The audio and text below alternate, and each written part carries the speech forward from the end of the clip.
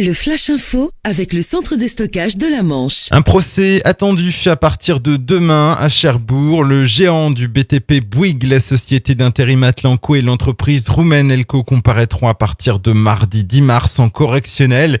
Un procès qui devrait durer 3 à 4 jours selon le parquet. Il s'agit d'une affaire de travail dissimulé qui touche 460 Polonais et Roumains employés sur le chantier EPR d'EDF à Flamanville.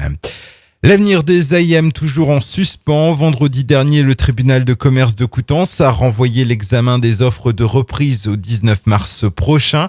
Toujours aucune information officielle quant à l'existence d'un potentiel repreneur.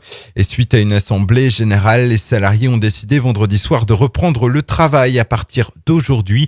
Ils étaient en grève depuis 2 semaines.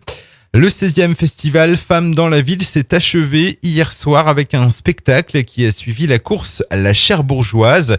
Au total, ce sont près de 1800 hommes et femmes qui ont marché et couru dans la ville. Tous les bénéfices de cet événement annuel sont reversés à l'association Cœur et Cancer pour la lutte contre le cancer du sein. Une escale aujourd'hui à Cherbourg. Pour la première fois, le Saga Saphir est accosté au quai de France de 8h à 23h. En provenance de Southampton, ce paquebot de 199 mètres de long a fait escale à Jersey avant de rejoindre le port cotentinois. Il repartira ce soir direction Le Havre, à son bord près de 700 passagers. Et puis là aussi, c'était une première à Cherbourg. Samedi dernier, la mosquée de l'agglomération a ouvert ses portes au grand public.